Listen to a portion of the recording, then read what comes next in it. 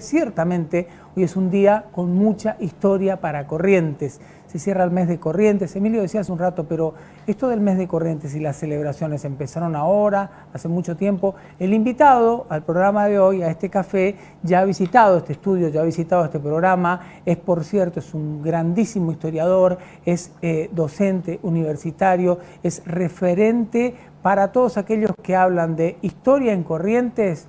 Si no hablas con el doctor Dardo Ramírez Brache, te estás perdiendo una parte de la historia. Lo recibimos con nosotros. Gracias, Daniel. Gracias. Gracias, Daniel. Qué presentación, ¿eh? Sí, demasiado.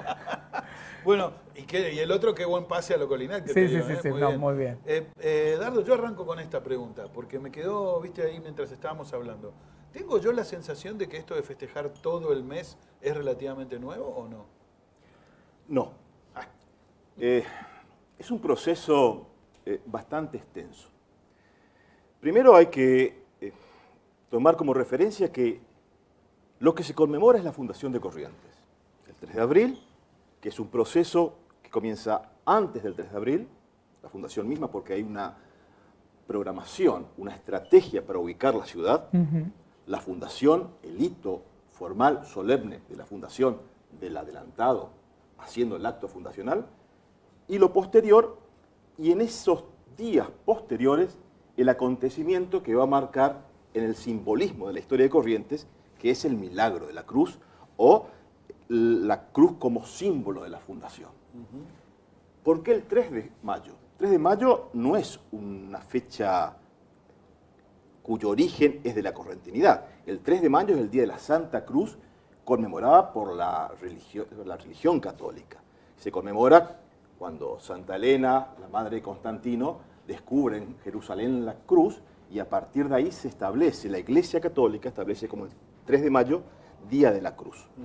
O sea, no es una fecha netamente correntina, no. Eso queda claro. ¿Qué ocurrió? Después del 3 de abril, del hito fundacional, del acta fundacional y el acto solemne del fundador, se establece el fuerte, se establece la demarcación de la ciudad, se establecen los primeros pobladores, y al poco tiempo va a acontecer el hecho de el intento de quemazón a la cruz, que van a ser unos días posteriores a la fundación, que tiempos después, para unificar y determinar criterios para la conmemoración, se traslada ese acto al 3 de mayo para que todos, la correntinidad y la cristiandad, recuerden la Santa Cruz ese día.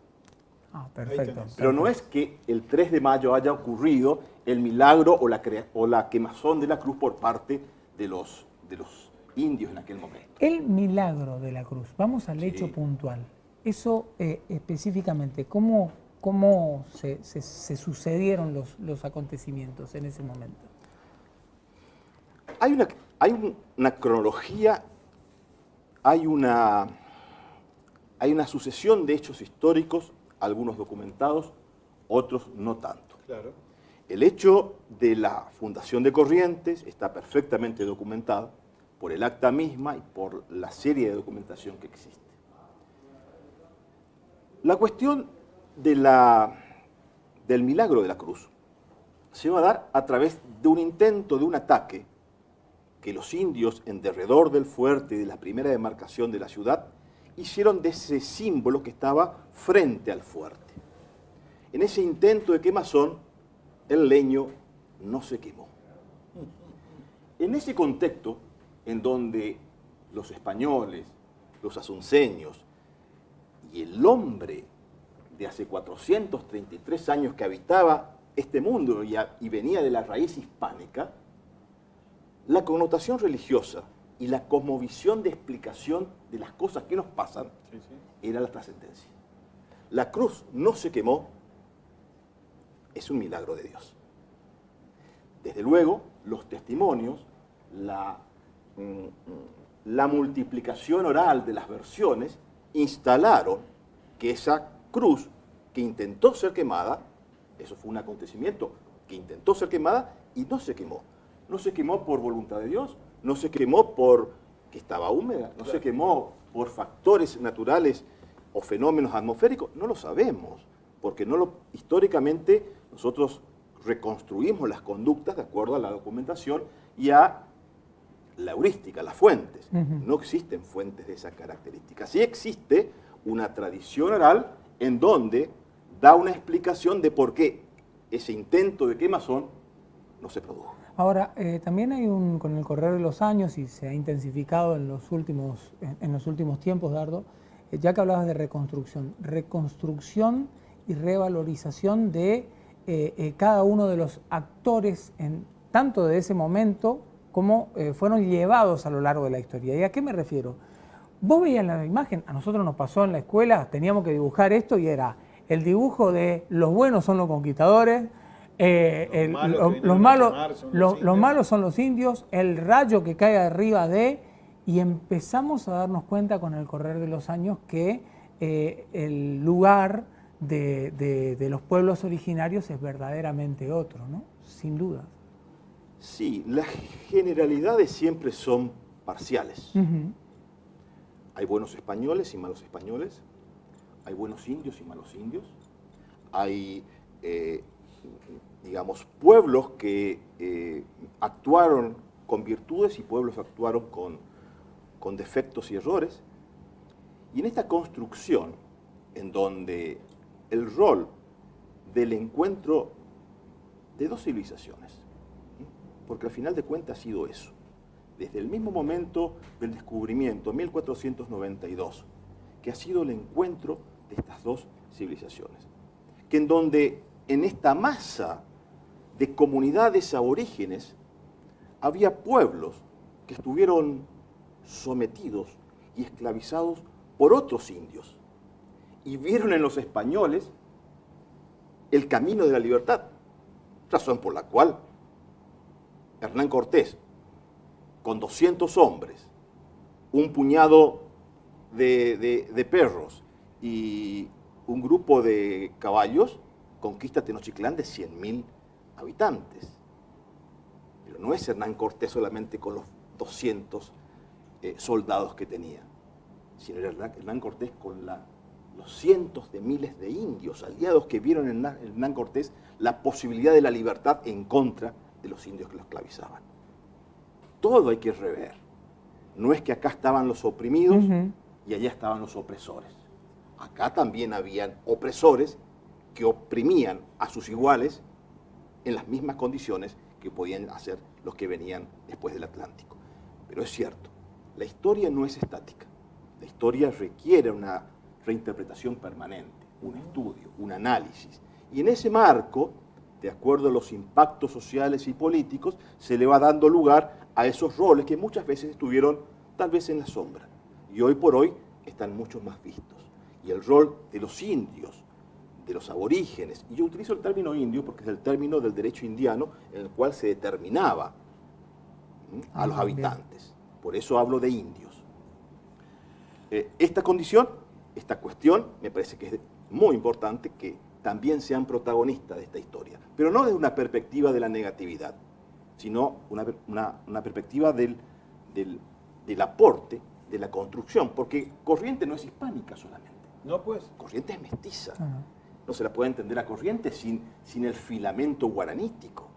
Su idioma, su forma de ser, sus creencias. Sus creencias no son estrictamente religiosas, católicas, sino de una mixtura católica con la idiosincrasia guaranítica.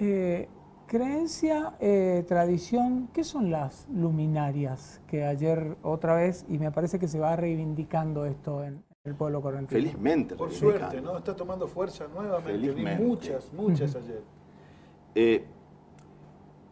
Históricamente las iluminarias eran expresiones que los pueblos hacían cuando debían festejar algo.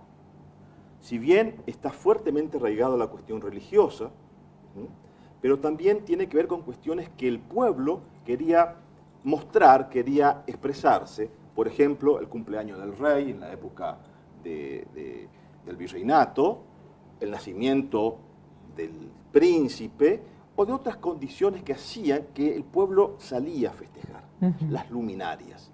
Luego esas luminarias adquieren mayor dimensión con la cuestión religiosa. Y desde manera muy temprana, las luminarias en Corrientes estuvieron vinculadas a dos cuestiones. las luminarias por el Día de la Cruz, 3 de mayo, y las luminarias de San Juan. San Juan, patrono fundador de la ciudad desde el momento mismo de la fundación, San Juan de Vera de las 7 Corrientes. Y hay registros de todo esto. Por ejemplo, el Cabildo de Corrientes en el siglo XVII, siglo XVIII, y vemos en las actas del Cabildo que a Dios gracias todavía se encuentran en el Archivo General de la Provincia de Corrientes y la podemos ver y observar, registra que para el 3 de mayo se deben iluminar las calles en conmemoración al Día de la Cruz. No es una cuestión de ahora, sino de siglos atrás, que debemos revalorizar porque ese es un capital intangible que tenemos los correntinos, que no se compra ni con una producción material ni con una buena cosecha, sino se adquiere con un fortalecimiento espiritual que se genera a través de esta mixtura, que es algo indescriptible que tenemos los correntinos, que forma parte de lo más profundo de la hispanidad, de lo guaranítico y de nuestra condición que nos hizo. Y que negar nuestras raíces es negarnos a nosotros mismos también. Desde luego. Así que ayer, cuando llegaba a casa, vimos ahí en el barrio muchas casas con las velas. Mi hijo tiene 19 años, no es chico, me preguntaba por qué. Y yo me quedé pensando, eso antes nos contaban en la escuela. ¿Qué era? Hubo un paréntesis ahí que quedó, hay como un hueco que quedó en el medio, ¿no? Como dijimos, listo, ya está, ya no se hace más. Y hoy, gracias a Dios, como dice Emilio, se está volviendo a poner en práctica. Sí, y tenemos la ventaja de que al ser una tradición centenaria, está fuertemente arraigada, que no se la puede sacar por una generación que quiera olvidar, sino está muy profundo y está como una huella, como un sello en la identidad de nosotros.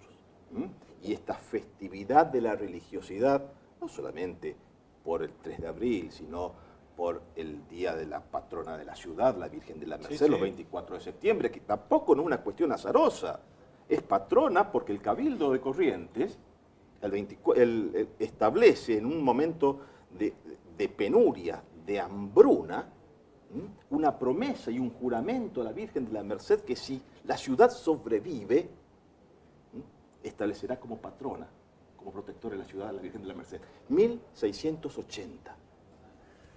Corrientes sobrevivió. Unos añitos. Otro de los tantos milagros, porque el hecho de que Corrientes haya sobrevivido siglos a todas las penurias económicas, sociales, de aislamiento, militares, de ataques de indios del Chaco, constante y permanente. Y Corrientes era un punto minúsculo, casi inexistente en toda la región. Obviamente que sería buenísimo que Dardo nos visite más seguido. Teníamos esa costumbre por ahí en la radio, la perdimos un poco, pero está bueno. También para hablar, por ejemplo, de por qué históricamente en la política vamos a contramano siempre, porque es una cuestión correntina, ¿no? Bueno, eso también, la rebeldía de la correntinidad en la construcción del Estado ha sido una referencia particular en la construcción del federalismo, del republicanismo, de la Constitución.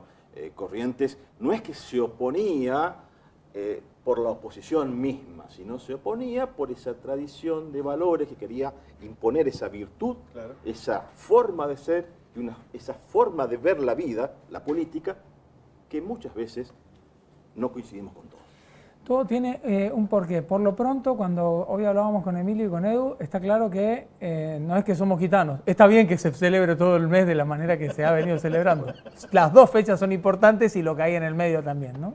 Además, Corrientes tiene con qué para festejar, porque la historia es tan rica, tan fuerte, que no nos alcanza, nos sobra, digamos, nos falta años, nos falta meses y nos falta días para contar todo lo que nos pasó. Dardo Ramírez Brache, gracias por el tiempo.